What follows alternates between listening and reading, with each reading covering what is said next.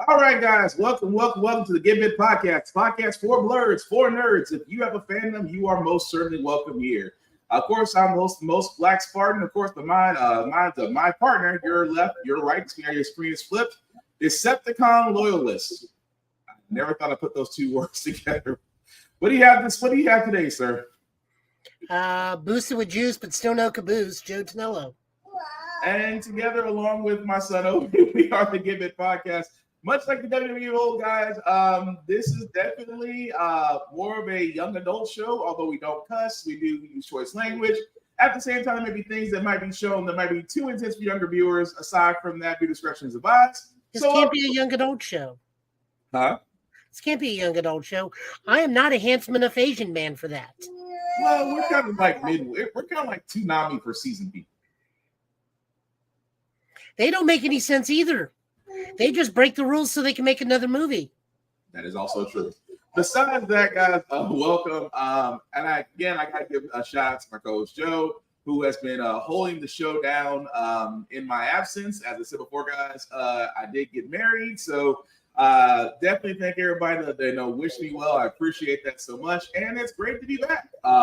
Aside from that, there is some news and some trailers we do need to get into first. The first one is basically a trailer called Silent Night. If you ever want to imagine Joel Kidman, basically John Wick, if John Wick didn't talk, this is pretty much for you. Check it out. And make that a little bit bigger. There we go.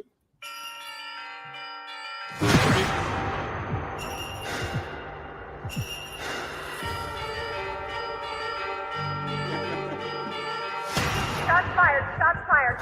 All units, please respond.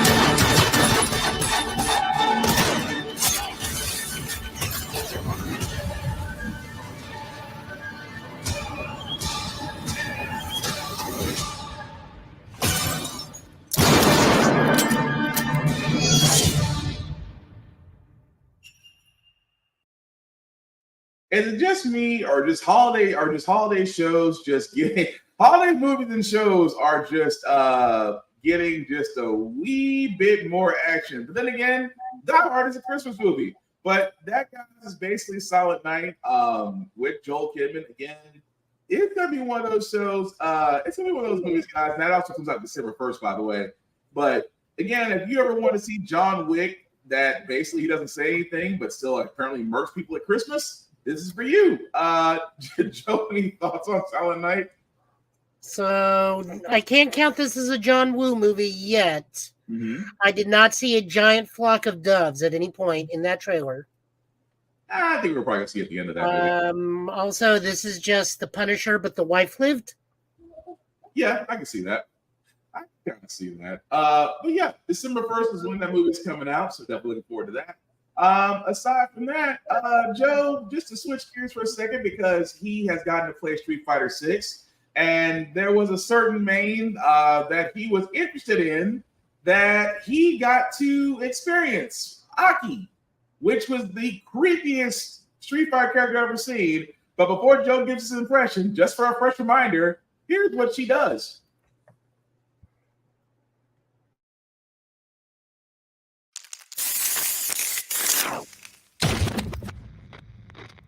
Time to work, time to work. When inhaled, coriambertin blocks the gamma-aminobutyric acid receptors in the central nervous system, causing spasmodic muscle contractions. Master, it's a work of art! It's perfect! What to do with you now? So, shall we put him out of his misery?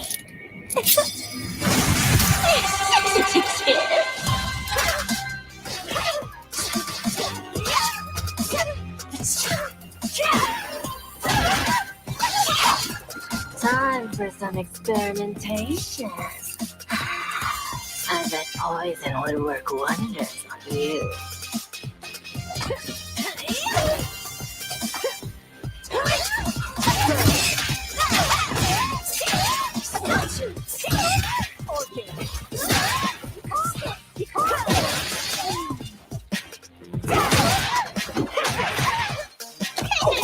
I wouldn't move if I were you.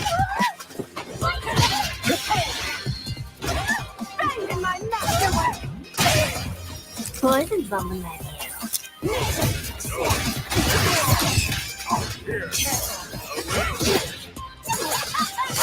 I'm finished with you.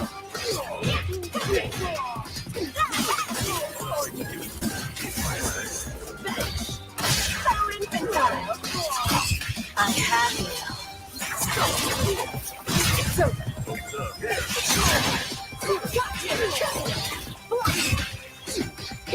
My own death. Let's do now. Here, there, then here, and my magnum opus! Is my poison kicking in?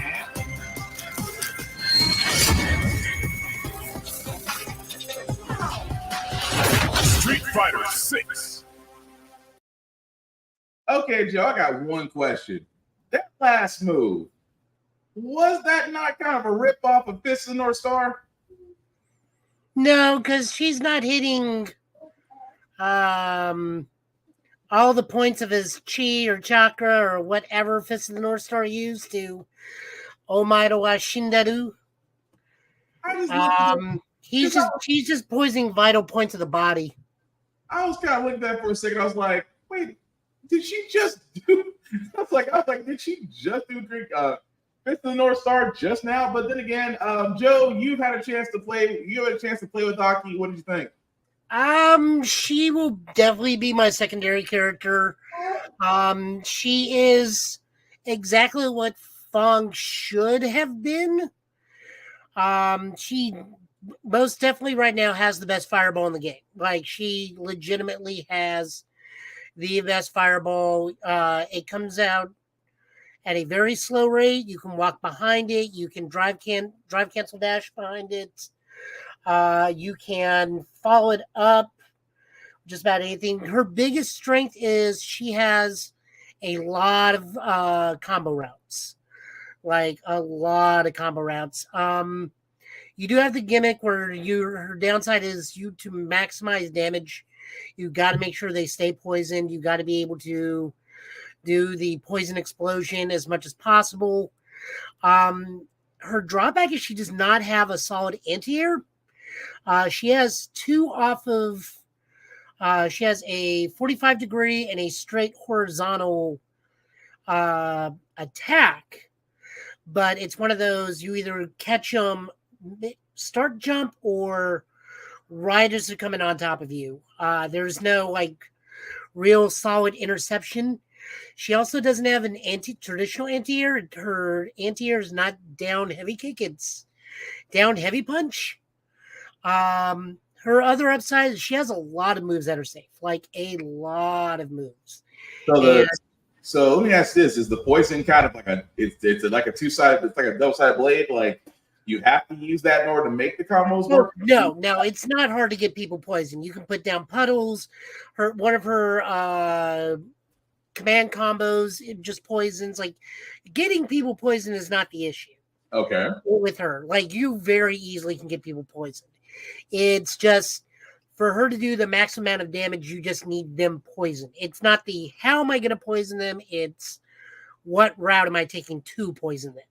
Gotcha. And like I said, she's got a lot of safe stuff, like a lot of safe stuff. The biggest issue I have with her is she has so many moves. She has stuff off quarter circle forward. She has stuff off quarter circle back, all different for punches and kicks. Her fireball actually has a follow-up if you can get it at close range to do poison explosion. Even her level 2 super is distance dictated depending on what punch button you use. Well, she definitely has some volatile qualities. This with the how the whole movement and evades are. I was like, they kind of reminds me of Baldo from Soul Calibur. I mean, she makes playing against turtle characters a lot more easy because she has a few command grabs on knowing what you're doing. But you know, Ken is still going to be Ken. So, well, I'm not saying anybody's broken in the game. I don't think anybody needs nerfs. I don't think anybody needs buffs. If you think that still now, you still don't understand the core concept of this game. I've been watching videos as of late, and people are still not understanding with, like, Zangief. You don't care about Zangief's drive gauge. Yeah. You care about his super meter. Because all I do is see people do these massive carry combos, not finish Geef, get him in the corner, and he just wake up critical arts you and wins the game. It's like, why? Well, then this day Zangief is kind of OP as far as the fact that if you can do the super move, you pretty much got the match one. Oh yeah, no, you see like people with like maybe a 1/3 of their life, and they try to do a full corner carry combo to kill Zangief. They don't get it. They try to stay on him to get Oki and continue pressure, and then he just wakes up critical art. But like that's just the way I've been looking at it. Like Aki has a lot of tools, a lot of combo routes. Like she has some of the most crazy damage potential combo routes I've seen the character in a while. It's just one of those, you just really got to play really smart, really got to nail her stuff down. It's she seems to me of know your 3 to 5 hit combos more than the let's drive cancel 3 times in a combo and keep going. Gotcha. It's the medium punch into fireball into poison blossom. Great.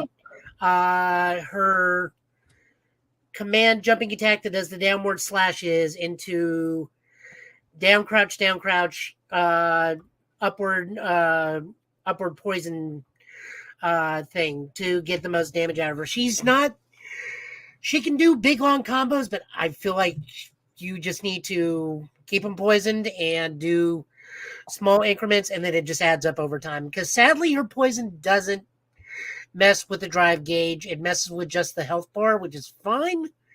But like this is what Fang should have been. Also, she's not a charge character, thank God. That thing would be OP. But cool. Creepy as she is, I guess I give her a shot once I get a chance to play. It's spider qualities, man. Freak me out. But other impressions, I know you got a Cyberpunk impression, but before we do get to Cyberpunk 2077 Phantom Liberty, as Joe has already coined a phrase for it, we would be remiss if we didn't actually show the next trailer, which is basically the last trailer for Marvel Spider-Man 2. Again, this league's going to be great. Check it out.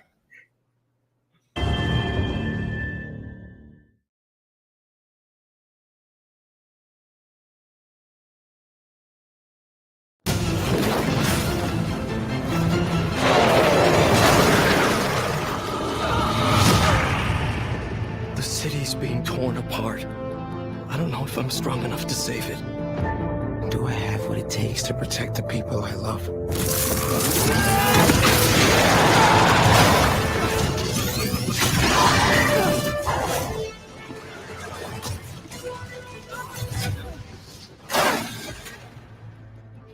gave up. Never back down. Neither will I. This is my power. My responsibility.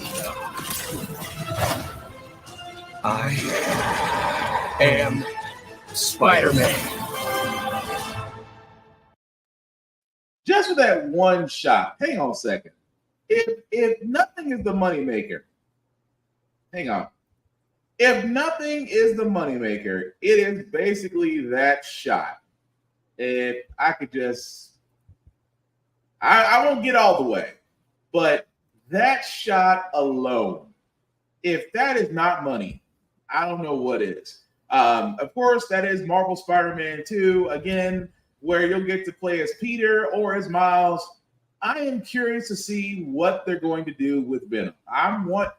We know that at some point, Peter will don the symbiote, will be in the black suit. We know that's coming, but I have theories on how we're bringing Venom in. Will it be Brock? Will it be his son? I'm curious. But Joe, you're shaking your head already. What you got? No, they've already confirmed Brock's not in the game. Okay, so they did confirm it. So all right, well there goes one theory out the window. It kind of makes me laugh that so many people aren't putting two and two together. Mm-hmm. And I will say this: we will not spoil this, but the character that is in Venom in this game has been Venom before in an animated series. Oh, that's saying a lot.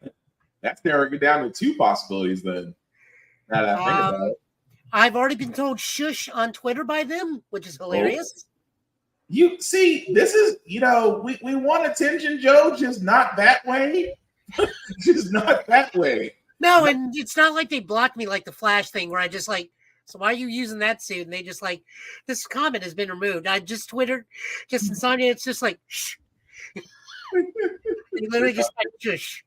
No, the Tokusatsu suit, I asked, it's like, guys, does this have like personalized finishers for these new suits? Because Miles is just did a giant electric down chop, kind of similar to Kamen Rider Amazon, and this is Miles in the Tokusatsu suit, and I just kind of, we're blinking, we're back. Oh yeah, you're still up. So with the Miles Tokusatsu suit, I asked like, so is this like a Kamen Rider Amazon thing you just did right here? And they're like, shush. It's like good eye, but shush. I kind of feel like that's going to come back to haunt us one day. But it's like, oh yeah, you were the guy that pointed out. It's like, nope, not him, not at all. It's like, we like our sponsorship. It wasn't him. Yes, sir. I'm sorry, sir. An older man told me to do it. But no, it looks like it's going to be awesome. I will find a way to play Spider-Man 2 just because of how great it looks. But yeah, again, if you, I don't know why I have to keep repeating this. If you did get the custom PS5 Spider-Man console, it amazed me that they have to keep repeating this. The console download is not available until the day of the release. I understand for people that bought the console and thinking you'll be able to play Spider-Man 2 immediately. No, just hold on to your code until said day. Probably a day before you'll get to download it to your system. You just won't be able to play it. But again, sometimes you just gotta read the fine print. But speaking of fine prints, we have to get to Joe's second impression because this is where my jealousy will kick in. Cyberpunk 2077 Phantom Liberty. Before Joe gives his impression, for all those that need a reminder, this is what the trailer's about. This also has double meaning. In 2077, how do you win when the deck is stacked against you? You go all in. In Night City, the rules are different. The stakes are higher.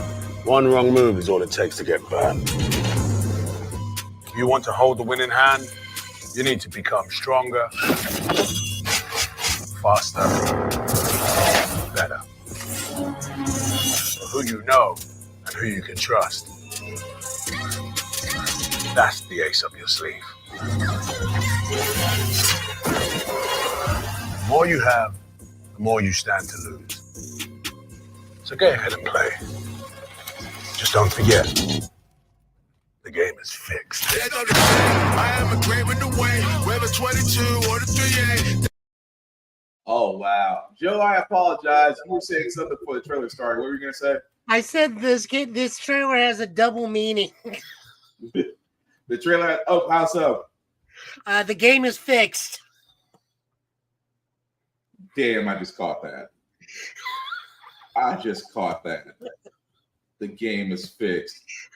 For all those that have been under a rock, Cyberpunk 2077 when it first came out, it wasn't a stellar release. There were a lot of patches. However, it's been all fixed. It's a great game, great replay value. Phantom Liberty is the DLC that does come out with it. It's been out for quite a while. I have been watching videos of people just having fun with the builds. Joe has gotten the chance to actually play Phantom Liberty. So what do you think about it? I love it so much. So This does answer a very pivotal question that a lot of people have been asking. Is like, what is Idris Elba? Why is Idris Elba not James Bond? If you want Idris Elba to be James Bond, this is the game you need to play, because that's exactly what it is. Because me and him just did the whole Casino Royale skit. He really did, and even he said it. Even he said, number one, there is some unwritten rules about being James Bond, and Idris Elba does fit the criteria. He has even said himself that, if it's offered to him, great. If not, then he's not broke up about it. But yeah, that trailer alone will sit there and tell you, yeah, this man should be considered for 007. Solomon Reed is a bad man. He is a bad man. Oh, continue, sir. Continue. So the game is now fully fixed. So 2.0 does a lot of stuff. So the first biggest change is you do not play as a pureblood anymore. You get chromed out as much as possible. Oh, wow. In this new version. So the reason for that is in prior to 2.0, clothes dictated your armor. Okay. And what you're thinking is clothes are just now clothes. Sometimes they'll have passive buffs, but they do not add to your armor. How much you chrome yourself out and what tier of chrome you install on yourself dictates how much armor you get. Okay. Also, stuff is now linked to your attributes. So you have to be a certain level in a certain aspect. Like you need to have level 19 a level 19 body to equip that particular cyberware, or you can start making like pure builds of like, all right, well, I'm a wisdom and intelligent. I'm a wisdom and reflex build, or stuff like that, or your net runner thing. And then you got the skill tree. Then you got the relic tree. Okay. Guns also work off of certain things. So what I'm running right now is a intellect, and I'm running an intelligence and reflex build, which is basically a netrunner build.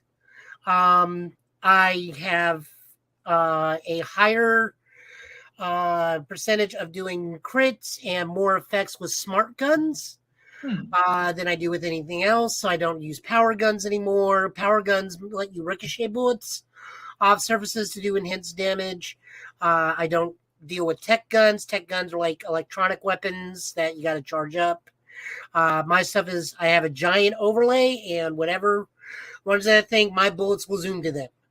And then the relic tree makes it even better. And then I got the new wire filament weapon, which was in the original game, but now is actually worth a crap in this game because I can load it with a hack. If I fully charge it because of how my loadout is spec'd, I can do quick hacks on one person that will jump to other people. And I chose cripple body, so they're like froze up and glitching out, letting me do finishers, which lets me get RAM back so I can do more hacks and do 15% more melee damage if I need to, which if I do, that just means I'm going to charge up and do more cripple body attack.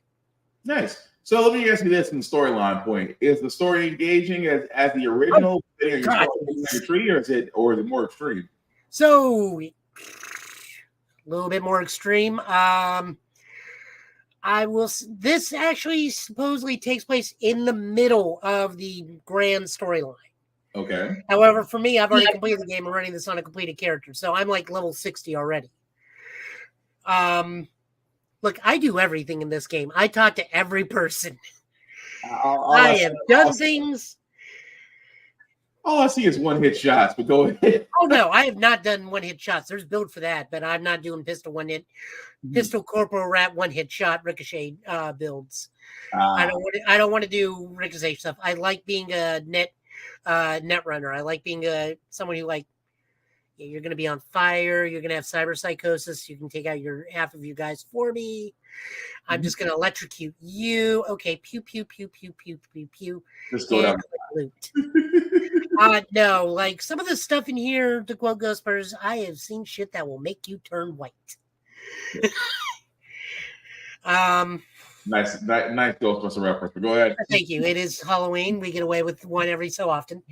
No, there's some like straight up weird and somewhat disturbing stuff. My favorite thing I have done thus far, and Johnny Silverhand is in here, and they've kind of softened him a little bit. He's still a gigantic asshole, but he's kind of more chill in this one because this is making Johnny remember his military past. But so far, my favorite thing I've done in this is you got to use a payphone. And he's like, the hell's a payphone? And so when they get to there, the phone's ringing. And because you're born in 2045, you have no idea how this thing works. Yeah. And Johnny's just sitting there going that's fair. Background. The level of petty with that, just no, he's not petty. He's just hilariously amused because he knows you don't know what it is. He knows you don't know what to do. Okay, so he's just leaning on the wall, just go ahead, pick up the receiver. That is still petty, though. It's I understand what you're saying, but that's still a level of you pick up the receiver. You press buttons. He doesn't even say anything. He's just just doing the little phone hand sign and just put it to your ear. You can do it. Come on. I just feel the level of petty of that. Idris Elba's acting is fantastic in this. Keanu Reeves is wonderful in this. Everyone they've casted so far has been great. We essentially are taking on basically a Bond villain, and that's only I feel like I'm only halfway through this because I know there's going to be a turn where I got to fight the government at some point. Of course. In all futuristic things, you're going to fight the government at some point. We know. I mean, I take the oath to become an FIA agent, which is the Federal Investigation Agency or something, because this is the new United States of America. So as you're doing it, you're just making Keanu Reeves in the background go, oh, V, why? And as you're doing it, he's behind the president, just going. Just as he's talking, just wow. But overall, it's been great. It's been great. But yeah, overall, I just had to ask your opinion on that one because I need to hurry up and get with the times. Just because I mean, CD Projekt Red never really disappoints us outside of the initial release, but it sounds like they've made up for it and then some more Phantom Liberty. But yeah, they actually just put out 2.1 yesterday, and that fixed some more physics, more lighting issues, and some stuff with hair on individual characters. So that's even better now. Nice. Yeah, I'm gonna have to definitely do that. But just play female V. Just do me a favor. Don't even look at male V. Just make your V female. It just makes the game better. Okay. I'm taking your word for that. But moving right along, guys, there is some other gaming news that we do have. This was kind of surprising for Ubisoft that they did announce that there will be a Division 3. They did appoint a new series producer for the Tom Clancy series. The Division 3 is basically an online third person shooter. Definitely was great. I've been a fan of it since the beginning. Kind of curious to see what they're going to go with because they did actually have the Division Heartland, which was a mobile game.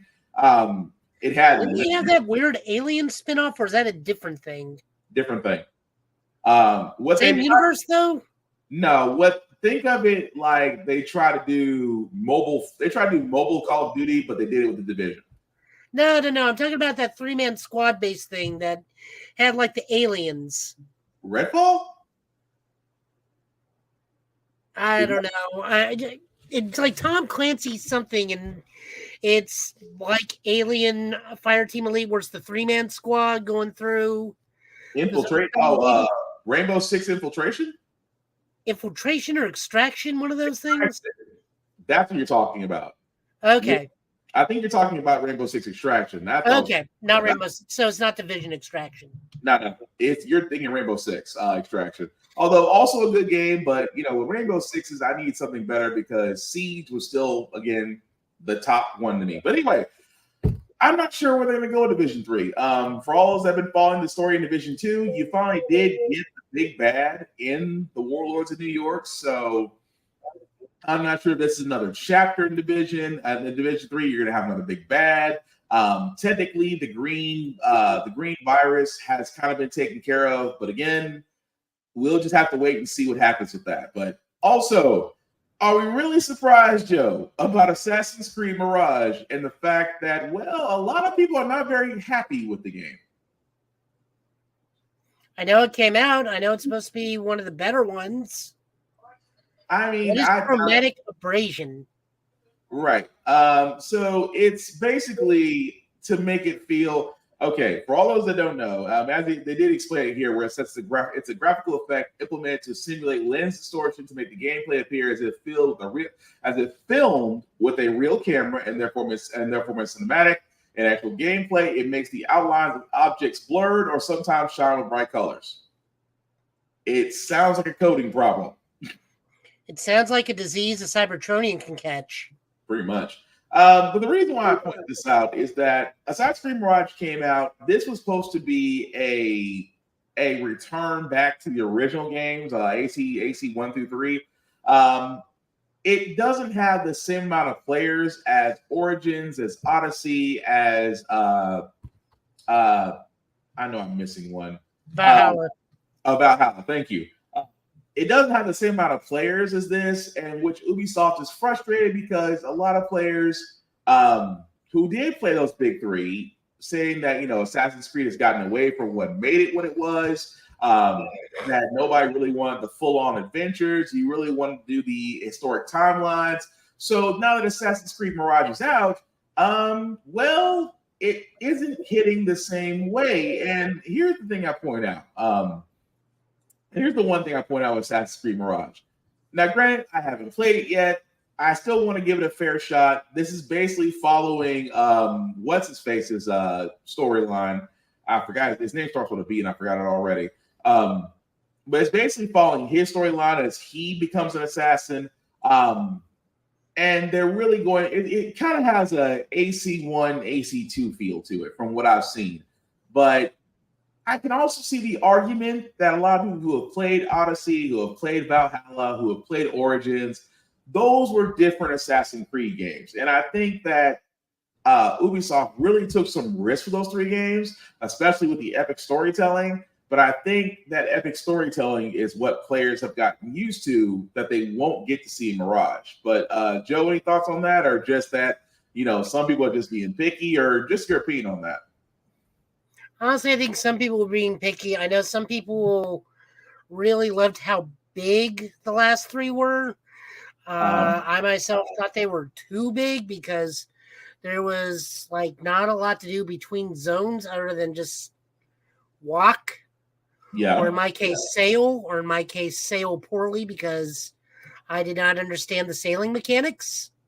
Oh, but Black Flag was so much fun. Black Flag and Odyssey were really fun when it came to ship out. But I'm sorry, go ahead. Oh no, I'm not talking about Black Flag. I'm not talking about 4. I'm not talking about 4. I'm talking about the other last 3. Oh, the ship battles in Valhalla. I And tried Odyssey? Assassin's Creed Valhalla, and yeah, I mean Odyssey was fine because the Greek islands were at least somewhat more populated, but like Valhalla, it's like, why am I sailing what feels like 45 minutes in a boat I can barely steer just to get to my next objective to fight out a camp to then rinse and repeat? Like that game loop just did not catch me at all. But the shanties in between.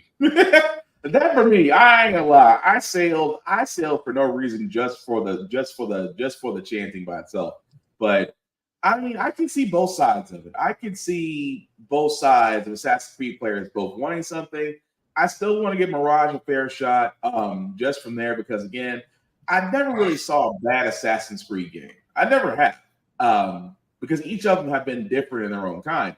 But like you said, it just depends on the player. I don't think it's bad, but I think because they gave us this epic storytelling and going back to the originals, it just may not hit well with certain players. But again, I digress. We won't until I actually get my hands on it and actually play it. I'm not going to have an opinion on it either way. What were you going to say, Joe? Oh, nothing. Okay. But move right along, guys. Some other news before we get into our reviews of television shows. You guys love streaming services because I know we do. Unfortunately, with of course, I won't say unfortunately. Unfortunately, it's a terrible word. The writer's strike was definitely resolved. Happy for the writers, basically getting more pay, guaranteed number of writers per show. The fact that they are getting streaming, they're getting revenue from streaming and distribution now, and definitely other perks. Definitely want to give them all the love in the world for the writers union, just sticking together and actually getting what Hollywood should have done on day effing one. With SAG of the actors, it is now the actors' turn. We suspect, and this is just a mild speculation, that since the writers have been taken care of, the actors should be next. I would think that, that deal should really be solved, but we're still waiting for the answers on that. But what we have actually seen, guys, is that in response to writers actually getting paid more, well, certain streaming services like Discovery and Netflix have also began to raise their prices. Discovery raising their price from $6.99 to $8.99. Of course, this is the ad-free tier increase. So basically, if you want to watch a show with no ads on Discovery Plus, it is jumping from $7 to $9. The ad light tier will be jumping from $5 to $6. Netflix has already said earlier this week that they'll be discussing about raising their prices. So definitely see that. Amazon Prime has began to raise its prices. So we're seeing a lot of streaming services are all starting to raise their prices, including Disney Plus and Hulu, which again, if you have ad-free services there, your price will increase by $3 after already getting a price hike from $7 back in December 2022. So I have to point this out, and Joe, I have to ask you this. Are we starting to see streaming services just get a little bit too greedy, or is it just a sign of the times? So, incidentally, I listened to an interview like yesterday or the day before yesterday, and the writer's strike finished with unparalleled success. One of the people that talked on the interview said, "We got everything we asked for," which is almost always unheard of when a strike comes to a thing. Like, usually something is left off the table. Now, they are getting everything they want. The numbers have to be worked, but they are getting every single demand they asked for. Why is that? Because the studios decided to open their mouths, and we've listened to them all throughout this strike, and made themselves very public, and they have put their foot in their mouth repeatedly to the point where most studios have gone through at least, I believe it was said, 3 public relation firms. To it. Now, what this means for us is, yes, fantastic for them. However, now streaming is now slowly going back to the old television route, where we got to find a way to make additional revenue to honor our agreement for the writers and soon the actors. So what do we got to do? Well, we're going to put ad commercials back in there, meaning sponsorships pay us to advertise their products. In turn, that revenue will go to our writers and eventually our actors. Right. So they're winning technically, and I use this term in a very, very minor sense. I do not mean this in the negative, but there's no other way of putting it. Their winning technically kind of punishes the people that are watching the streaming services, because we want them to win. We want to support them. Right. But now, as a result, we have the ad format, or we pay an additional fee, which will keep the ads away. But that additional fee, again, turns around and pays the writers and actors. So the strike puts us, the recipients, at a damned if you do, damned if you don't. Because, again, we want these people paid. We want these writers to feel safe in their jobs, protected and paid for and supported. We want the actors to be supported, be paid, make a livable wage. Because as much as we think, unless you're that very, very high tier of actor that is a household name, you are living from script to script. You are living from job to job. You're living from whatever commercial they put you on. Yeah. Like, that is how Hollywood works.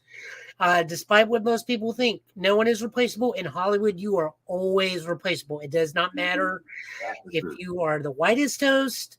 It doesn't matter if you're black, brown, yellow, Asian, Indian. You are replaceable in the Hollywood machine. So if you're not up there, if you are not a Tom Hanks or a Wesley Snipes, or you are not a bankable commodity consistently, you're gone. And you are trying to live paycheck to paycheck just like everybody else in America. So to help them, we have to understand, hey, the bottom line for us is an extra $3 ensures that what we say we support. Right. Hopefully everything of that sentence made sense. Well, it does, but I looked at it like this way, because they were going to, whatever the decision was going to make, and it's the same way like the other strikes that are going on, especially with the auto workers, that you are correct that these companies are going to sit there and they're like, well, either we can take the hit and have less profits, or we can raise our prices and still maintain profits. And I always sit there and say that was very evil. I mean, for example, for a lot of people that don't understand, for a lot of people like they're not me and Joe's age, we remember when Hulu was free. When Hulu came out with this crazy notion of, you ever watch television shows for free, you don't have to pay for it? Hulu ran for that. Hulu ran with that for 3 years. I think I want to say 2-3 years. Like Tubi and Pluto is basically old Hulu. Yeah. You would get some commercials, but like maybe 2. That's it. But you'd be able to watch it free. Hulu did the same thing. A lot of people don't remember that. Hulu did the same thing for the longest time, and then they started, we're starting to get a lot of attractions. We're getting a lot of people subscribing, watching for free. I think we can now generate revenue by charging them, and just say, we'll start low. We'll start, hey, we'll only charge you $7 a month. $7 a month. We'll charge you to watch. You'll still get you're gonna afford $7 a month, right? Netflix is the same thing, but they did with DVDs. They didn't actually do streaming until their infrastructure was set up for it. And even then, when they say, oh, well, you can stream all you want for $8, $9, $8, $9, you can stream all you want, no problem. The problem is that these types of infrastructure payment setups are not designed to last, because they're low prices. And for all those, like I said, for me and Joe's age, we understand this. Low prices get you in the door. When enough people have gotten into the door, it's time to raise their prices. Now, even so, on the other side, if you have multiple subscriptions, it can be a little bit of a pain. I mean, $13 here, $9 there. so far and so forth. If you're like me and your subscription number is over the number 5, it does get costly. So a lot of people are starting to look and wonder, it's like, is it worth keeping the subscriptions? Just because it went from, we really went from the big 3 to now it's like 8, give or take. Yeah. I know in my house, I cover Paramount, Disney, and Peacock. Yeah. I know in our house it's oh God. And then family takes care of Netflix and Hulu. So yeah, Amazon, Netflix, Hulu, Disney Plus, Paramount Plus, Disney Discovery, and I'm missing because Hulu does also, because the Hulu we have also has Showtime, Stars, Showtime, Stars, Cinemax, and I'm missing one, but 10 subs off the bat. So I get it to a certain point that people are starting to look, because the price increases and this day and age, everything's going up with your paycheck. You kind of having to start to look at, are we really watching this, or we just keep this around just because of one show? And some folks, which is kind of going to lead into our next story, some folks have started using the One Piece icon for pirates. Let us first say, on behalf of Joe and myself and Give It Podcast, we do not endorse piracy because piracy is illegal. We do not endorse it. We do not. However, we don't. We all have our own unique laughs, just in case. Yeah, it's like we don't endorse it. We don't encourage anybody to do it. Piracy and downloads are illegal by U.S. federal code. But again, we understand. we understand. We don't endorse it. But the reason why I bring that up, aside from One Piece, finally, and again, before I go into this next one, One Piece is finally getting the shine it should have gotten. And again, it was something that me and others were talking about, because Luffy will appear at the Thanksgiving Macy's parade. Now, correct me if I'm wrong, that has never happened. Which Luffy, the actor or a balloon? Both the actor from the Netflix will be there, as well as the balloon. Well, I mean, we had Super Blue Goku for a couple years, so I'm not surprised. Yeah, but we've never, for One Piece to be the one shonen that has really ran the test of time, and people used to clown on One Piece. Oh, it's like, what? You'll never catch up to One Piece. That's a lie. I started watching One Piece from the beginning 3 months ago, and I'm somewhere around 878, if I'm right. So I'm not too far off. I watch week to week. Huh? I watch week to week. See, I'm determined to catch up. So here's how popular this is. My mother and my aunt have both watched One Piece, and they came to ask me, it's like, how many more crew members do we got? And that's the thing. It's like, it is amazing to me the exposure it's finally getting, and that folks are starting to climb onto it. But I just thought that was cool that Luffy will finally have a balloon at the Thanksgiving Macy's parade. But the reason why I bring this up, and I've already had quite weird questions. I've already had weird questions like, is Luffy going to get with the redheaded girl? It's like, no, he's got someone named Boa Hancock. Don't worry about her. She comes later on down the road. It's like, how many more people are we? How many more people are we getting? It's like, well, we're getting a musician, Shepard Pearman, an archaeologist, and a doctor. And I don't think they're going to make it to Jinbei. I think if they're going to do the Netflix route, we're going to get to Mainford, and then this thing's canceled. Yeah, I can see that. But yeah, Boa Hancock. If that ain't a ride or die for Luffy, I don't know who is. Oh, I wanted to see who they're going to be casting for Robin. That's gonna be Robin's much like Nami. She's very distinctive for a number of reasons. I'm not talking about physical attributes. Get your mind out of the gutter. I'm talking about for crazy outfits and her super dry humor. I didn't say it. And plus, Shadow's not here for me to clown on about it. But no. Aside from that, though, the reason why we're talking about casting One Piece is because, well, a certain character we all know and love, because she has shown her love for cosplay. She has shown her love for anime, and again, she is a welcome person because we defended her a few months back because of the Academy Awards and things of that nature, and we defended her because we believe that she did not deserve any slander. But Jamie Lee Curtis, at this point, and I say at this point, is not. I mean, it's all but literally. And again, the reason why we're saying almost at this point is because again, the SAG is still in place. They haven't really got that locked down yet. But the writers for One Piece, the live action on Netflix, have already sat there and said that once the strike is over, that pretty much Jamie Lee Curtis will hopefully appear as Dr. Korea in One Piece on season 2. For all those that don't know who that person is, Chopper's mom. Pretty much. So that is going to be interesting because she is. I mean, if you look at Jamie Lee Curtis, all she needs is longer hair, longer gray hair, and it's pretty much her. And I'm not against that casting. Again, the casting is not confirmed because SAG-AFTRA is still in place, and until the actors get their deal, it's still on hold. But they have already sat there and said, showrunner Matt Owens has already said the team is already writing with her in mind. And I'm not against Jamie Lee Curtis playing this. I think she would be freaking perfect. What were you going to say, Joe? Oh, no, just coughing.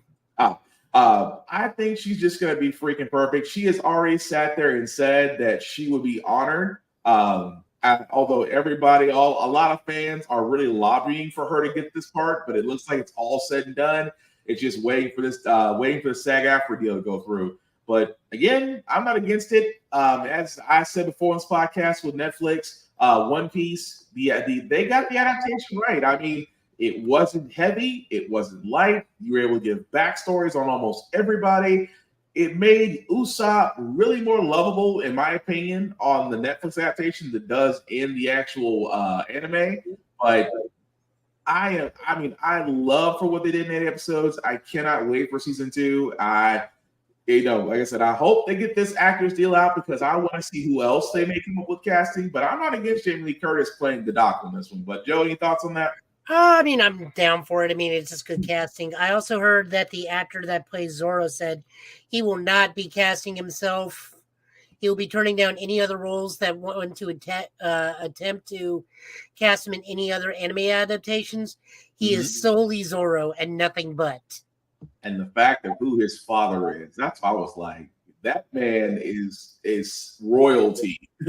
That's what I was tripping off. They said, do you know who that man's father is? I was like, yes, I do.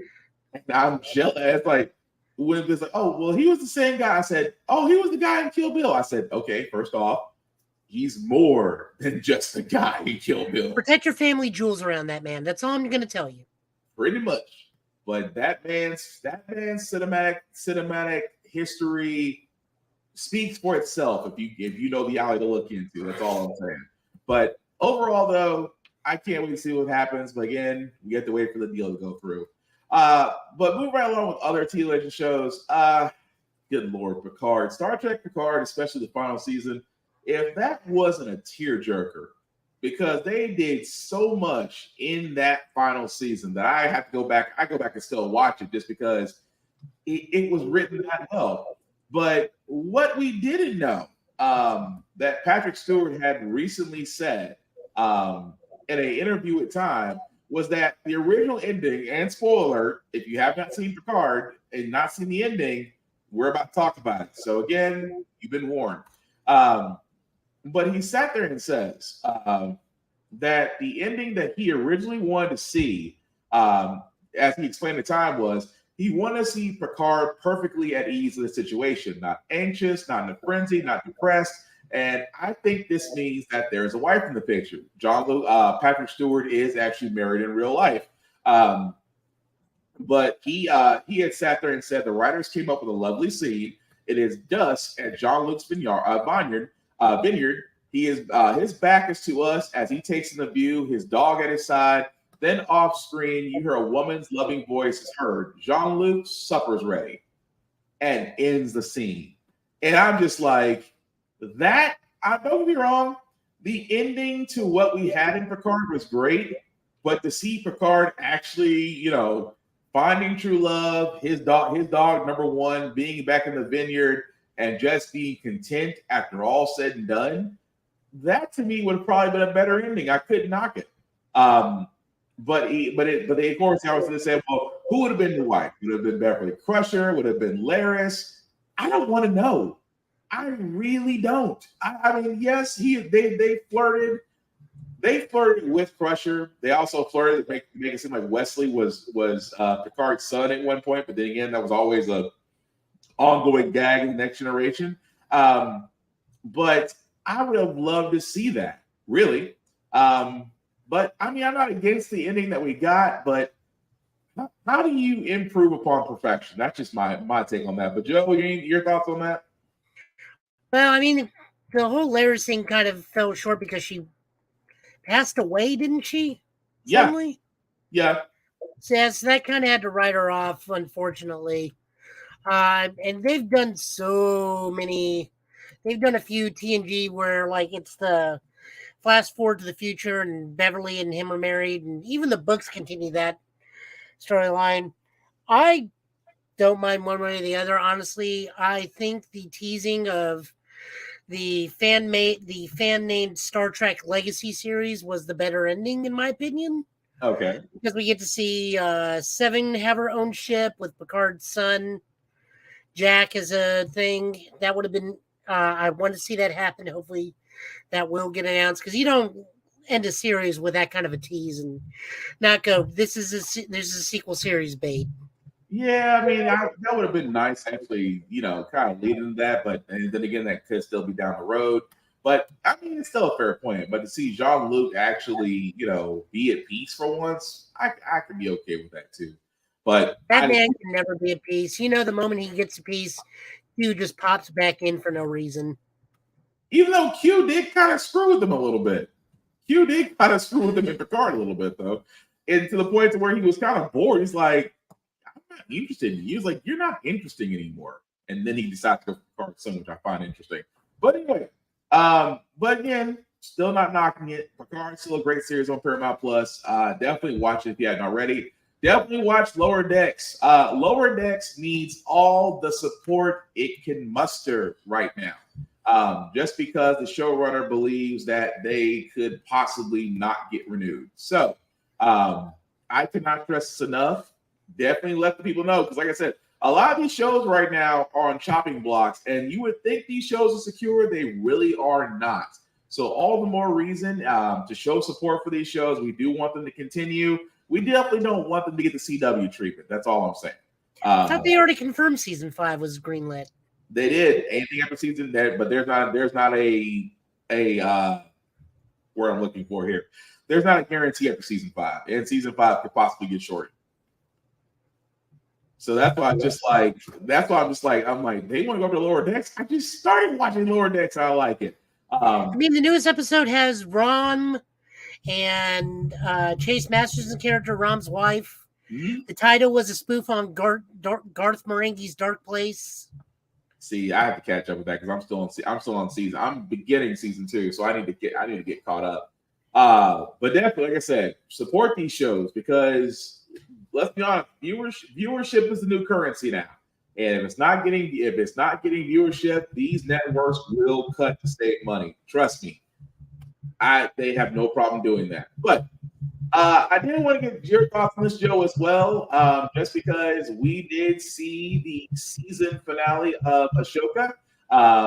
Again, spoiler alert, because we are going to talk about it. If you have not seen Ashoka, if you have not seen the last episode of this current season for Ashoka, now would be a good time to mute us and come back to us in a few minutes, because we're definitely going to talk about it. But Joe, I got to ask, for the 6 episodes that we got to watch, were you pleased, and do you think it deserves a season 2? It was fine.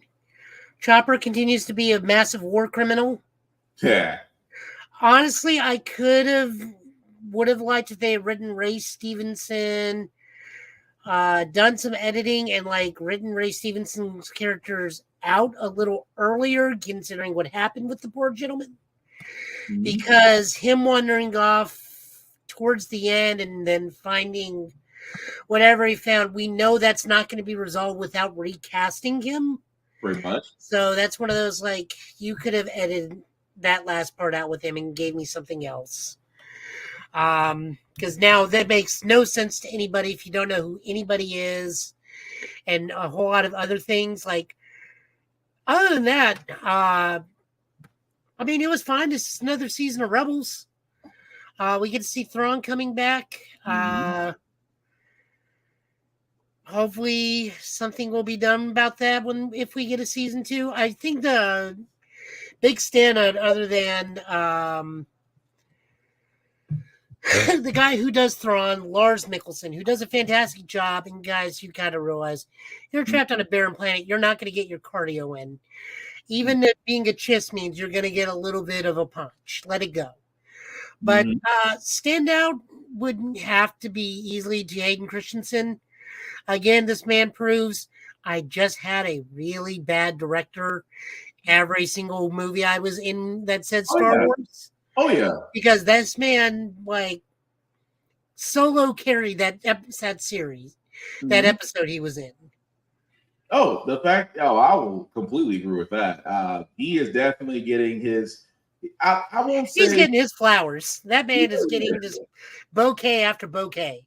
I mean, yeah, those episodes to where he's literally a part of the Force and actually leading Ahsoka, I was like, I like how they did that. And of course, Chopper is funny. But I do like the whole thing with Ezra, or as I like to call him, Jedi Moses.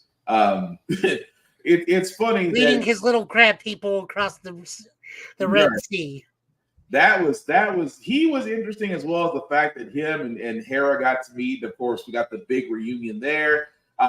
That Sabine and Ahsoka are stranded to a certain extent on the planet. Now let's see what they're stranded with. They're Charles Dickens rock crab friends. Pretty much. I've never seen since fancy dressed people in all of Star Wars. Well, they literally do look like they are like some background characters in a Muppet Christmas Carol. Well, I mean, you gotta dress nice when you take your home with you. Always be your best. But again, it's the whole idea of just still seeing Ray Stevens' apprentice. I forgot her name already. That she still is with a bit of the Imperials. The weird thing, which I didn't think was gonna work, but it did, the undead clone soldiers, which I thought was like, so the sisters are just constantly necromancing. I didn't think it would work, but it did. I actually like the whole idea of that. But yeah, I mean, overall, Ahsoka has just been wonderful. David Tennant as Wong is that man. He needs to come back on Doctor. He needs to come back with another season with Doctor Who as well. But overall, I liked what they did in 6 episodes. Rosario Dawson really did a magnificent job. Hayden Christensen got to get his another epic run in, and at the same time, like Joe said, this was basically Star Wars Rebels. If this is not a reason to go back and watch the Rebels series on Disney Plus, you really should. Just because so much is explained, you'll probably look at this and go, "Okay, this is how we got to here."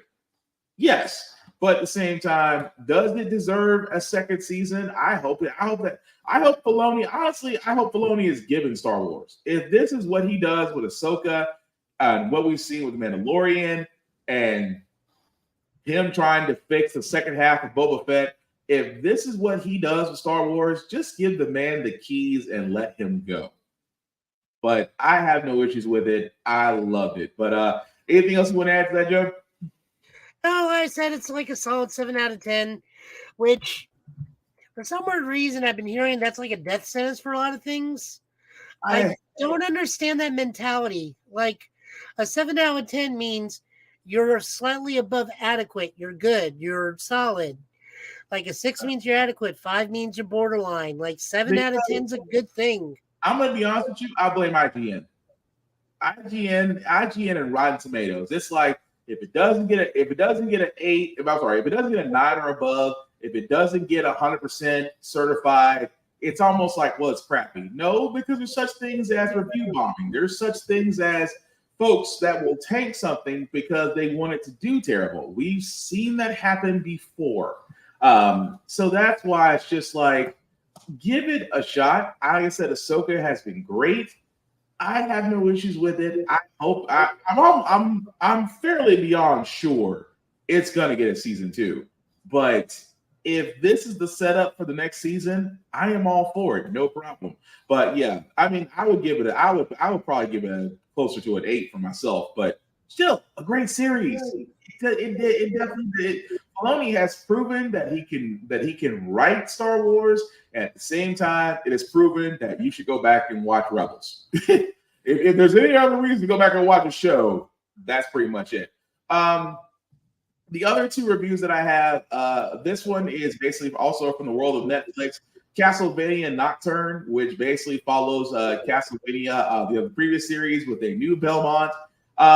For its 8-run episode that it has on Netflix, really quickly, guys, it is definitely worth watching. I'm not going to spoil the end because, again, I did not see that coming. I think that it does set up for the next season. How they explained this Belmont was very interesting. It was very quick paced, especially with the twist in the middle, because I did not see that coming.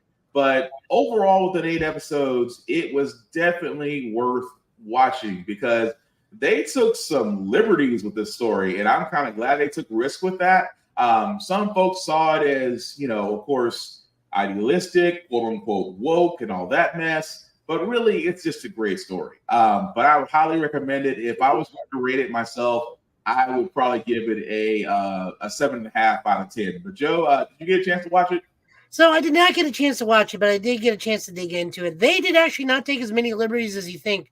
This actually follows Rondo of Blood very much closer than the previous 2 Castlevanias on their Curse of Dracula series. Mm-hmm. So this is almost verbatim the game. Give or take some mild identities to the villains. Yeah. But this follows Rondo of Blood very closely. So I'll be looking forward to see what getting caught up and see what season 2 has in store. I completely agree with that. But again, that's on Netflix for you guys to see right now. Also, the Black Vampires. They were designed fantastically. I'm sorry, I cut you off. What were you saying, Joe? Oh, I was going to say, I like the design of the Black Vampires. Mm-hmm. They were done fantastically. One that was he obviously supposed to be Prince? Yes. Okay, so it wasn't just me. No. I don't need to feel bad saying that. I just like, you're Prince, but you're Prince, right? It pretty much, I said the same thing when I saw it. I literally was sitting there humming Purple Rain as I saw it. So okay. It ain't just you. Don't feel bad. It ain't just you, because we all said it. But anyway, again, as Joe said, that people of color were drawn and written perfectly for that series, by the way. So again, just want to point that out. All right. Before we move forward, we do got to talk about an episode of Loki, because they did give us the first episode of the 2nd season that did drop yesterday. Again, spoiler alert, if you have not seen Loki, now would be a good time to mute us or come back to us in a few minutes, because we have to talk about where Loki and the TVA kind of stand right now. Keep in mind, this is post the fact of He Who Remains was killed by Sylvie. Again, Loki was kicked through a time door. He wound up in a TVA he did not recognize, only to find out that he had been kicked in the past and that he's jumping from the past to the future, back to the present, ergo time skipping.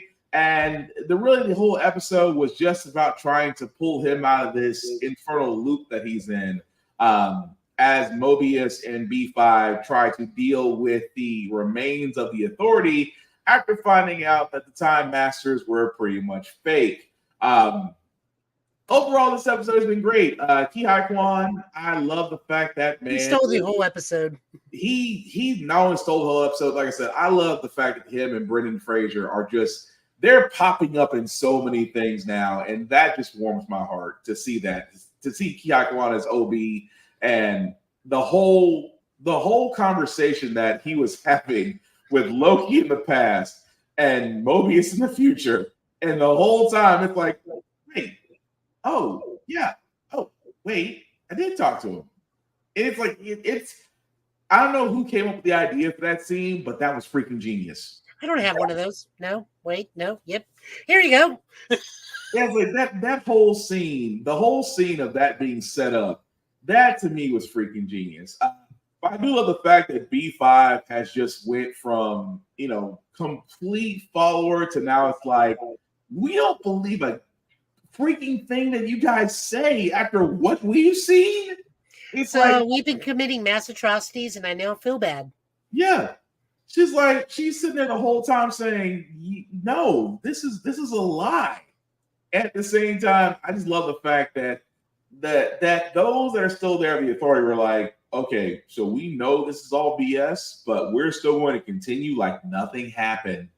No, I didn't get that from them. I took it as, okay, so we have solid proof. You've given it to us. We believe you, but we still need to get Sylvie because she is a consistent unknown factor that can cause even more damage. Right. Is what I got from that. It's the TVA is on their side now. They understand what's going on. They understand, that dude's the problem. Yeah. But part of the TVA, the rogue part of the TVA, is like, yes, Sylvie's still the problem. True. And even though we did see Sylvie for a brief moment near the end of the episode, it does explain the fact that everybody's wondering, well, I actually seen some comments where people are like, well, that's all we get to see of Kang. I said, well, you have to think about this. The guy that was literally holding it all together was already 86. And if anybody remembers from Quantumania, that entire realm of Kangs, all those variants, including the big three that wanted to knock off He Who Remains. I'm sorry. They wanted to knock off Kang the Conqueror. Now it's like, yeah, the timeline's going to be flooded with them. But at the same time, and a lot of people are like, well, what about Victor Timely? God, he's a common. He's a common. I was like, it's episode 1. It's literally and figuratively episode 1. Give it a moment. And I mean, all the Kangs are all going to be coming after Ravonna anyways. Pretty much. If you have ever read a comic involving Kang, he's got 2 missions: rule time and get with Ravonna. And that is literally it's literally one woman has to deal with the same man 1,000 times over. Pretty much. But that's where, I mean, really, for it to be the first episode, the fact that it's more of a catch-up point, and the fact that Mobius really was determined to save Loki. He literally has this, he thinks that Loki can really be redeemed. And at the same time, I think it's great about that he has that, he sees so much in Loki, like you could actually be a lot more than what people give you credit for. And even to the point where he risks getting pulled out of time just to pull him out of the time sphere, pull him out of the time streamline. It makes for a great first episode. So again, like me and Joe both said, we are going to see more of Kang's variants. It is bound to happen, but at the same time, guys, it's just the first episode. They still got to figure out where Sylvie is in all of this, because as you can see, she's literally jumping from one spot to another. So that's going to be the story itself. But Joe, anything else you wanted to add to that?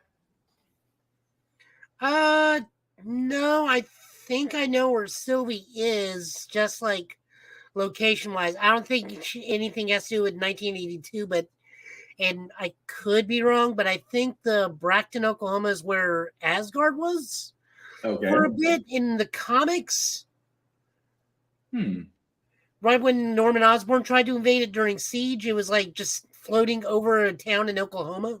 Yeah. That's right. I don't know if it's the same town or not, but like Oklahoma in the Marvel Universe actually has a weird symbiosis. I don't understand it. I live there.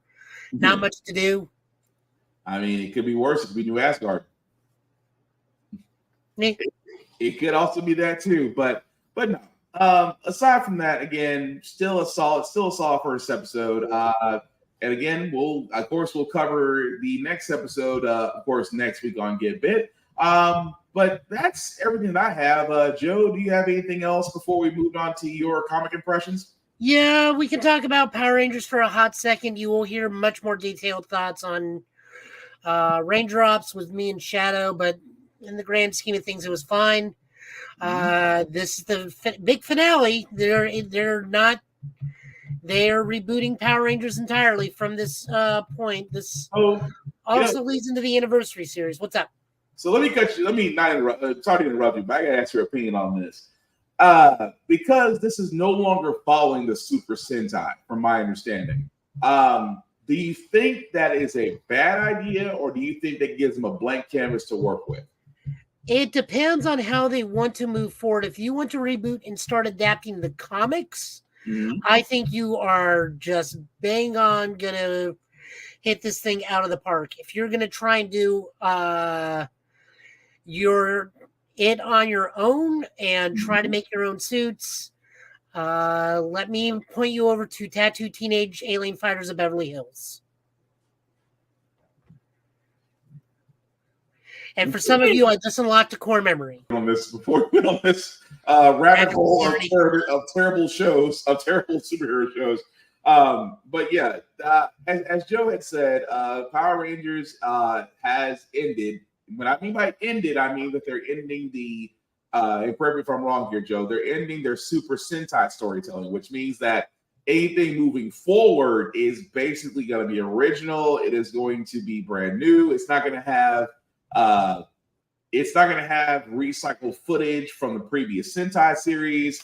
So that's the reason I want to ask Joe, because he's more well versed in Ranger lore and things of that nature than I am. Just is it nervous, or is it like do we hope they have the right direction, or just it's a wait and see? It's a wait and see because they've done American only and it's gone over well. Lord Zed is American only. He's one of the most iconic villains in Power Rangers lore, and he's American only. The Titanium Ranger from Lightspeed Rescue, also American only, never was its own thing. Went over fairly well. Okay. But they also had Sentai footage to back it up and help pad it out. We had a longer stretch of time with Lord Zed as a main villain, so we know his ins and outs, we know his character, we've seen character arcs and whatnot with him. We even see minor character growth in this last 8 episodes with him.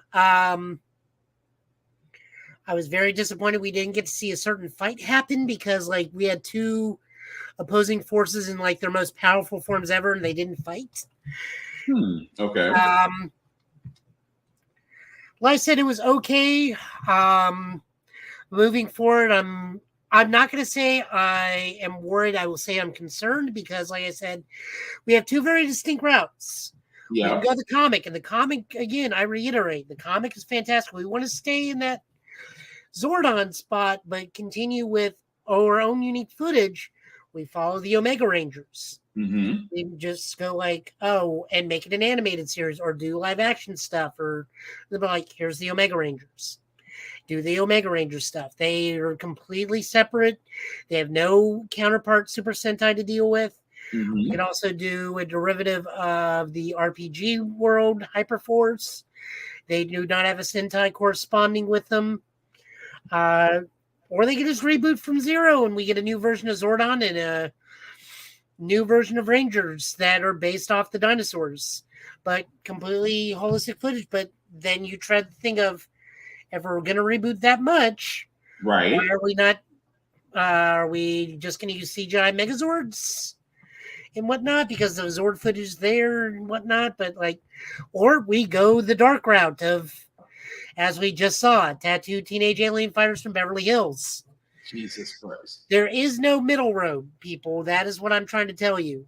There is no middle road. But the fact they formed a night with the same height, you know what? Never mind. We're gonna leave that in the path where it should be because my God, terrible. But thank you for that, Joe. You guys will hear a more in-depth thing. We'll go over the episodes and thought of the adding of the official Orange Ranger. It's happened before, guys, but that's Sentai. The fact that they didn't use the Qtama suits, which actually, I would actually say would have made Billy look even better, because he does bring up in an episode, it's like, oh yeah, after I lost the Triceratops power, I gained the power of a wolf ninja, and the Blue Ranger in Qtama is a werewolf Sajin, or a werewolf alien, whose ranger suit does look like he is a werewolf in a ranger costume. That would have been so cool if Billy had tapped into the old ninja powers and got a new, higher form for his riding the Cosmic Fury Ninja Zord. That would have been interesting. I'll give it that. But like I said, we also don't adapt 2/3 of Q Ranger, or we don't adapt a third of Q Ranger. So like, there's a whole Ranger and a whole other Megazord and a whole other facet of that story that was just like completely scrapped. See, that's what I'm hoping. That's what I'm hoping they really take it from there.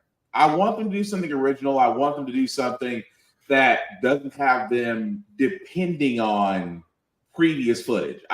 And like you said, it's up in the air how they do the Megazord fights. I mean, they could stage it, they could CGI it. It's going to be a lot of wait and see as far as what they come up with that.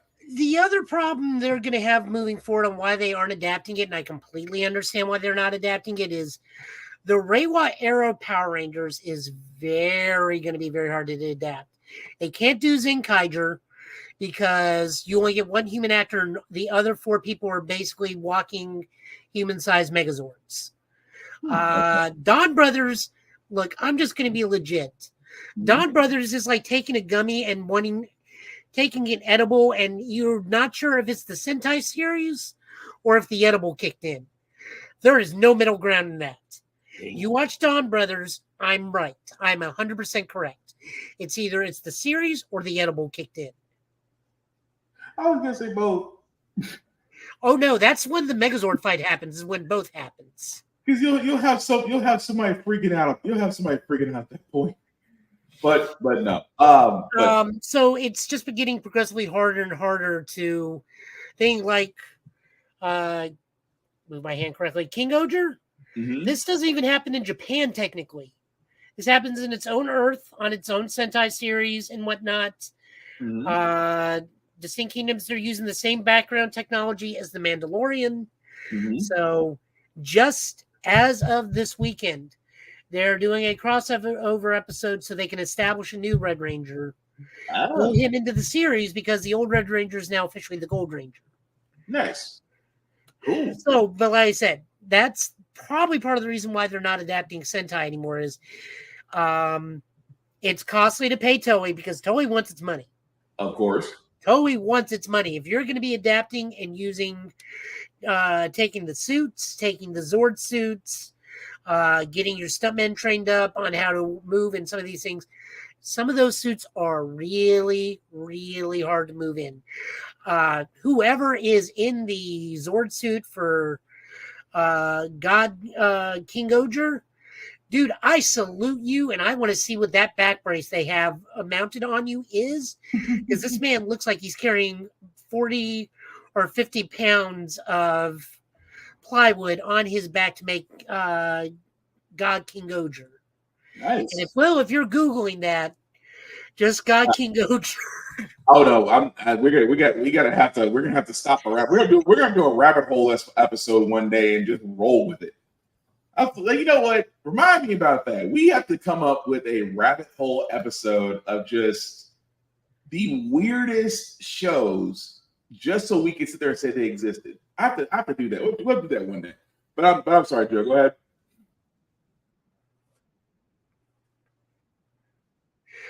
No, like I said, it was fine for me. It does establish where in continuity it is. Without saying too much, this is a lead into the anniversary series that happened a little bit earlier this year. I want to say the end of August or the beginning of September, one of those two. The 30th anniversary. Shadow has those dates down much stronger than I do.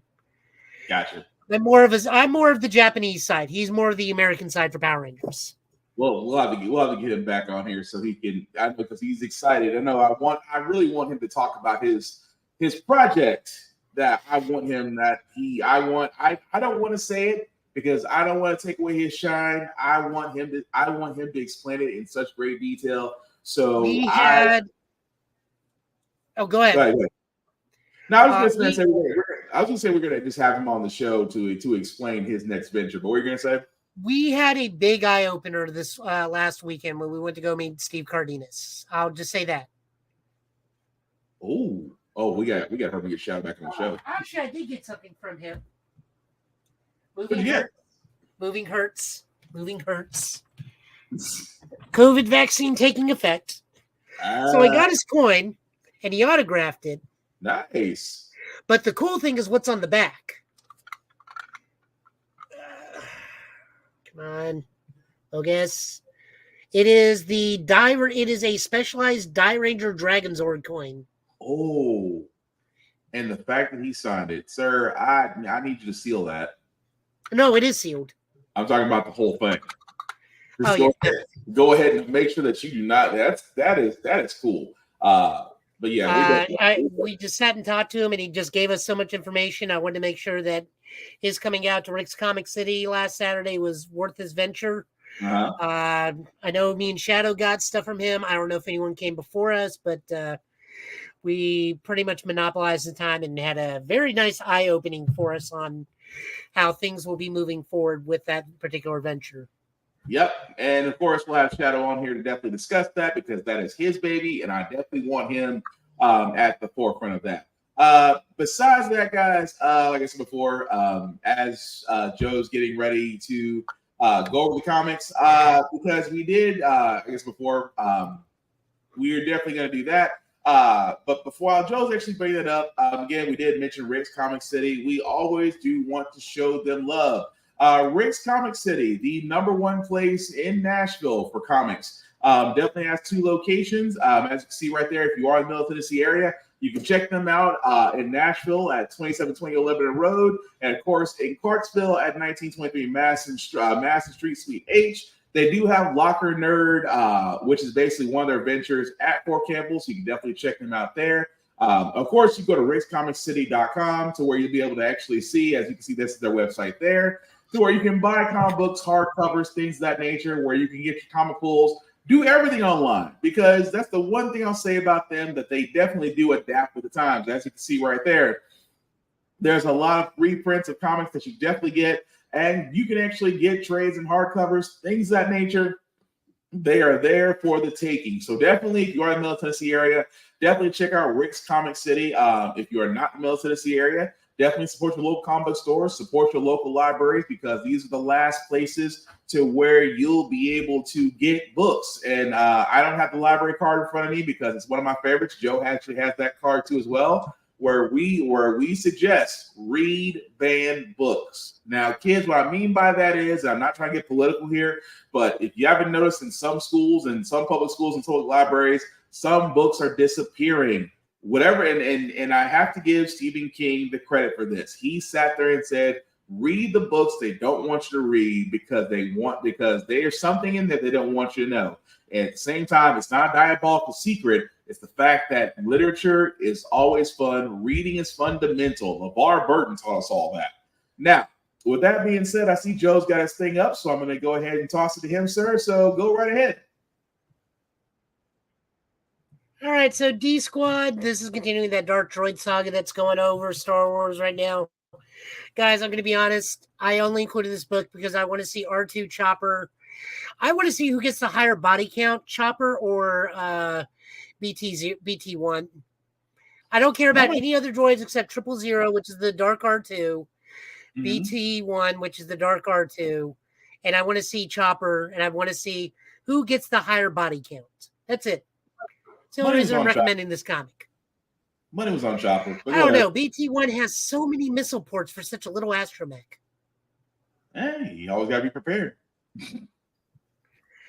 Yeah, this is continuing the Dark Droid thing. This is a rehash of the Droid Squad from the one particular Clone War episode where there's nothing but the droids. So we get that one pod racer repair droid, Chopper R2. I don't know what the bug-looking thing is. I think that was from The Mandalorian, which was voiced by Richard Ayoade. Yeah. Maybe IG-88, and then BT-1 and 000.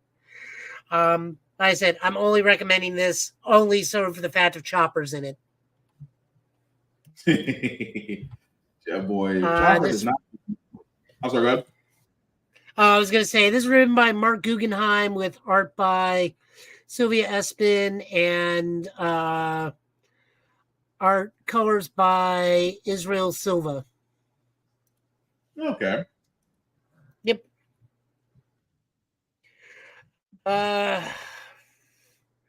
This is Contest of Chaos. This is X-Men Annual #1.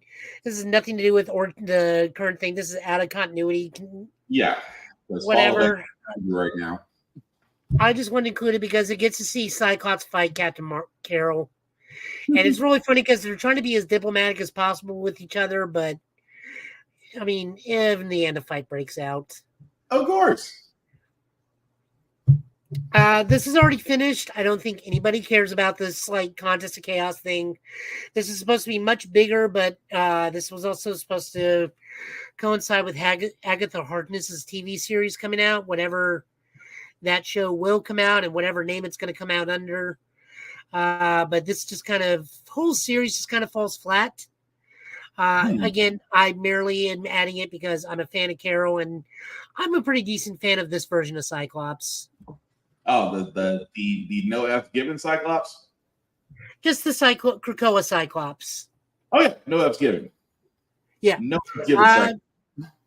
This is written by Paul Aller with art by Alejandro Miracolo and colors by Annalisa Leone.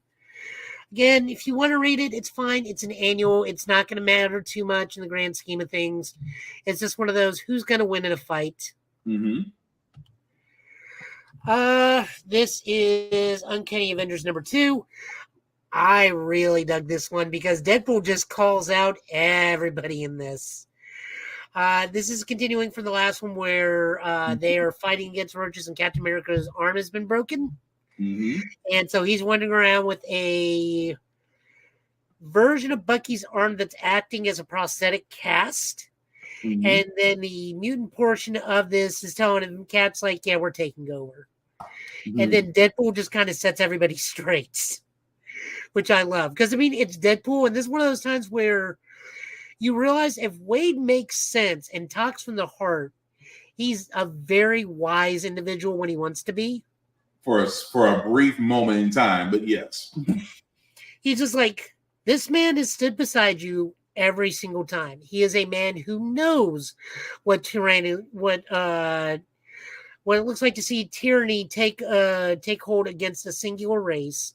Mm-hmm. And the moment he breaks his arm, which he's already solved, you want to sideline him. Now, Rogue wants to take over, but again, I love this purely for the Deadpool speech. Yeah. Also, for whatever weird reason, Quicksilver really hitting on M.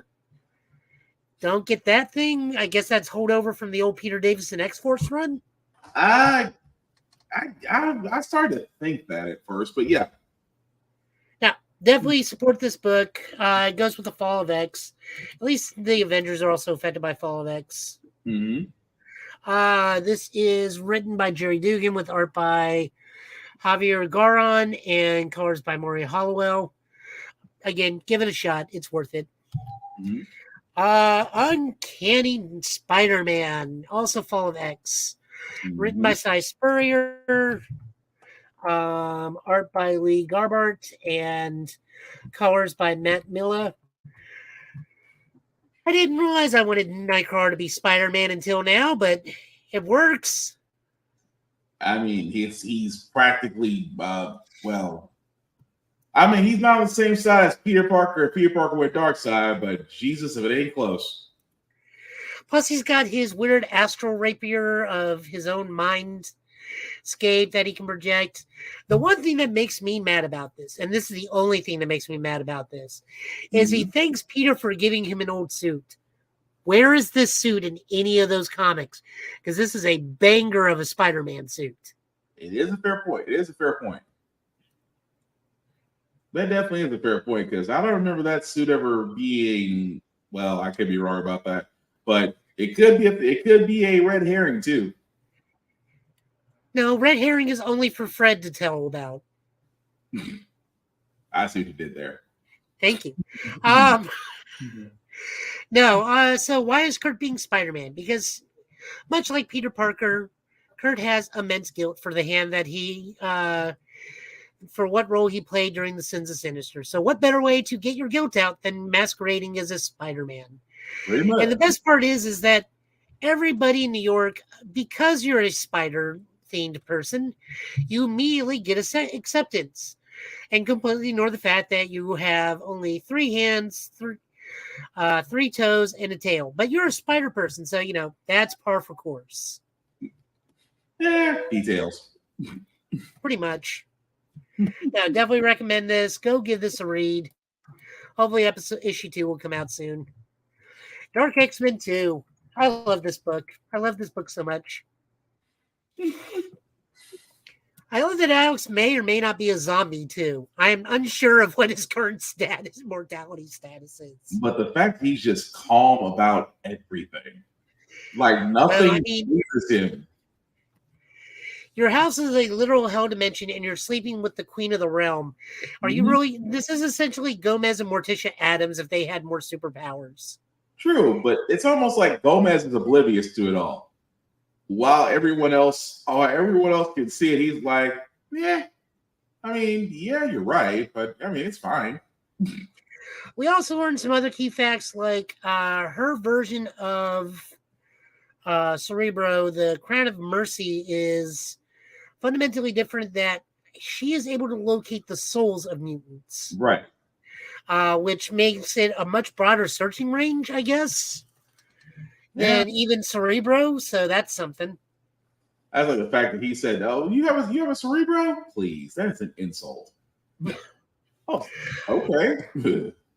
I do like that the team is solidifying. I'm just waiting for when Ben joins the team, because he's got to at some point at this rate. Mm-hmm. I don't mind that we got Gambit and Gimmick. Implate's fine. If you're not a big Gen X person, you're not going to realize who Implate is. Azazel is just there as a stand-in for Kurt, and then we're going to get to see a chimera of Madeline and Magic face off against pure Madeline. So that's going to be something. Yeah. Plus, also, Warren's seen better days. Hey, that ain't the understatement of the year. No, but I really love this because this, to me, is this part of X-Men's Hellions. Yeah. Where it's a very dark humor, tongue-in-cheek book, and I love me Madeline Pryor. I love Havoc. It's just, he is such the definition of a simp for Madeline, but she, at least in return, truly does love that he is making an actual effort to be with her. But at the same time, oblivious to everything. Well, let me take that back. I don't think he's oblivious. I think he's accepted it. Yeah, I don't think, he's not oblivious to it. He sees what's going on. It's like, you know what? I got the girl I want. We're happy. Nothing else matters. Yeah. You're not breathing. Nothing else matters. Your skin's slowly going great. Nothing else matters. You might actually be a zombie, but hey, you still love her. Yep. So biggest recommend for that one. Moving over to DC, we got Nightwing number 106. Ignore the, I think I put the wrong thing. Yeah, that's Scarlet Witch. This is written by Tom Taylor and drawn by Conrad. So this is Tom Taylor looking at the one part of Nightwing that made everybody mad. How do we deal with Rick Grayson? Tom Taylor's like, you hate Rick Grayson. We're going to deal with him, and I'm going to make you love Rick Grayson. So the whole plot of this is, when he was Rick Grayson, he gave something of great importance of himself should he ever go back to Dick Grayson in the vault that was previously established early in the series. So now Dick is going to the vault to see what's going on in shenanigans and say, that's pretty much this book.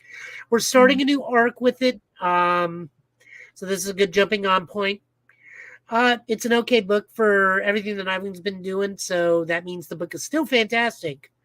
It's just, there have already been stronger Nightwing issues. Yeah. We're going to forget that Scarlet Witch there, but this is nice. It's still being written by people and doing things. Green Lantern War Journal #1. A Green Lantern book I can read without going, why am I reading the same thing over and over again? Damn. I will continue to be petty against Hal Jordan. There's nothing any of you can do to stop me. Look, you that's between you and Hal. I got nothing to do with that.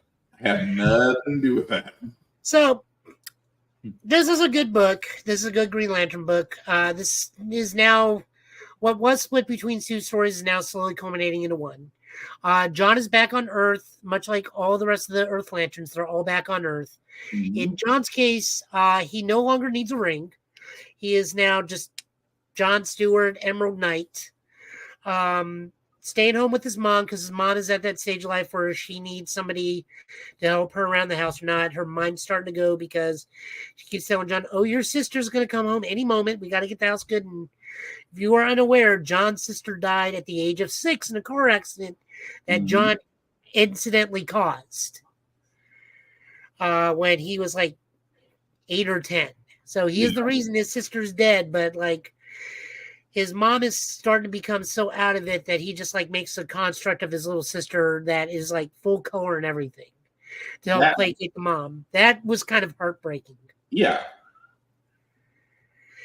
And then, of course, a rookie lantern comes to the Earth and like, hey, we heard you got a ring. We're going to need that ring back. And John's like, don't have a ring, bud. You're going to need to leave. Of course, being a rookie lantern, he does not know who John is. I think that's a critical mistake. I would think his ring would immediately identify John of who he is. Right. And update the rookie. So John decides to politely ask the man to leave. And when that declines, John decides to uppercut the man into the atmosphere. He does not follow. He's still on the ground. The punches are so hard, he ejects the rookie lantern from Earth's orbit. Pretty much. If that was not a yeet moment. No, I believe King of the Hill puts it better. We politely but firmly ask him to leave. Not just the premises, but the solar system. Mm-hmm. And then the story also picks up where we get a zombie version of the Star Sapphire ring dropping to Earth from another dimension. And another dimension's Guy Gardner? Yeah. I mean, well. No, it's that other version's Guy Gardner because he's got the different uniform because Guy's already back on Earth. True. Because Guy's we see Guy's back on Earth with his ring in Fire and Ice. No, Blue Beetle. Blue Beetle. I guess you could call it Guy Gardner. I guess. I'm in between on that. I know that this is not our guy. This is a different guy. Right. At the very least. That's a guy from the previous universe where that universe had like fully powered Emerald Knight John. Yeah. Yeah. Still good Green Lantern book. I will continue to read it. I'm just going to support it because it's a good John Stewart book, and John Stewart's just a good lantern. Yeah, but he deserves a good. He deserves a good. He deserves a better run than Emerald Knight. But who am I to judge? Some people liked it. Some people didn't. Everyone's just mad that he got the Emerald Knight powers, then immediately got like stuffed. Like the next time we see him, right? You're the most powerful being in the universe, given powers directly by Jack Kirby. By the way, you're going to take a first round loss to someone who, you know what? Nope. Leave that for the Robert Poole episode. Go ahead. Yep. So this is written by Philip Kennedy Johnson with art by Montos and colors by Arredondo Lucas. Again, go give this a shot. If other Green Lantern book is not your thing, like it's not mine, and honestly, it's not for the fact that it's Hal Jordan. It's the other Green Lantern book is just very cut and paste a Green Lantern story that I've read a million times. And with the John book, we're entering new, different territory, which is why I'm liking it. Okay. Talk like Shatner, Rising. Oh, Lord. Well, you should always, it's a reminder to get code boosters definitely when you can. Joe, really thank you for the pulls this week. As we're getting toward the end, guys, Joe, you want people to know what you'll be doing besides resting probably for the next 48 hours? Rolling around on my couch and probably playing more Phantom Liberty. I don't plan to do anything but that tomorrow. Are you streaming? Are you streaming, family? Are you streaming? Or are you? I'll probably go back to stream once I beat Phantom Liberty. Like, I keep meaning to stream. It's like, yeah, but Idris Elba needs me to do this thing over there, so I'm going to go do that. Well, where can they find your Twitch page, Twitch server, Twitch's in previous streams? Ooh. Okay, there we go. There it is. Slowly, it takes hold of me. Joe Italian last name on Twitch. Total Justice Gaming. At some point, I'll upload Aki fight videos once I get further along. Learning a new character is learning how to play the game all over again. So everything, I actually went back to Manon. I can still hold my own in gold rank 5 where I'm facing gold and diamond players just fine. But Aki, I'm having trouble with some silver players where I'm like, oh, I could shred you in an instant with Manon, but I actually got to really try with Aki. I have to hurry up and get my PS5 so I can join the party on that. You can join the party on PS4? Yeah, but I'm it's starting to reach the end of life. Like I'm coming to that realization that PS4 is gonna, I mean, within the next 2, maybe 3 years, it's gonna be the end of life cycle for the PS4 anyway. So it's just best to go ahead and transition now while it's easy to do that. But no, I got to, because I got a list of PS5 games that is growing by the foot long that I really want to play. If you don't have it within 2 months of Spider-Man being out, I'll be surprised, honestly. Oh, I got it. Well, if you do not get it at Christmas, I would be surprised. From your lips to God's ears. With that being said, that's not from my lips to my wallet. Shameless plugging before we do get out of here, guys. I do want to definitely shout out Vaughn at Big BZA Dot. Of course, you can find him Big BZA Dot on all social media, where he does have a beat page, where he does do beats. So if you're interested in beats, whether it's for a podcast, whether it's for your own music, things of that nature, definitely check him out, as they are for sale at Big BZA Dot. Also, guys, I did want to announce that I am also a part of Blurred Station. Now, Blurred Station, as we talked about, guys, with streaming services and things of that nature going out the window, Blurred Station is where you'll be able to see all the content that will never disappear. And it's only at $10 a month. And right now, if you go to blurredstation.com, you can actually be a part of their foundation franchise. What that basically means is, guys, that after 36 months, you'll be able to own a part of blurredstation.com. Again, it's $10 a month. It's unbridled content that'll be growing by the boatload. And at the same time, guys, after 36 months, you'll be able to say that you own a piece of Blurred Station. And I don't know about you guys, but ownership is definitely the new move in 2023. And why not be a part of it? And like I said, $10. At this point, $10 looks pretty good for what Netflix, Hulu, and everybody else is doing to you. So again, definitely check them out at blurredstation.com. As for me, guys, you can usually find. I'm sorry, you saying something, Joe? No, I was coughing again. My bad. As for me, guys, you can find me BlackBox447 on all socials. I usually do reviews on everything that I read, that I watch, that I play, and also gem stuff, because I do believe in doing a couple push-ups. At the same time, guys, we are in the middle of con season. I have 3 simple rules for cons. Rule number 1, respect the cosplayer at all times. I cannot believe in 2023 I'm having to say this, because some people get a little bit too liberal with just treating individuals the way they think they can be treated. Again, treat people the way you want to be treated.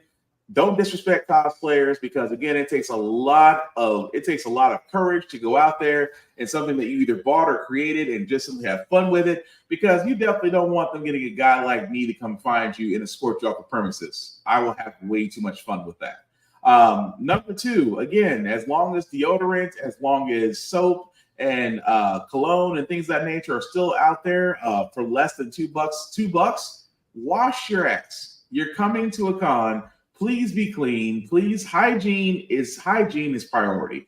please come clean and nice and things of that nature. Nobody wants to be around a smelly person that smells like expired meat and regret. Again, wash your ass. And of course, the third rule I have is simply put, be kind.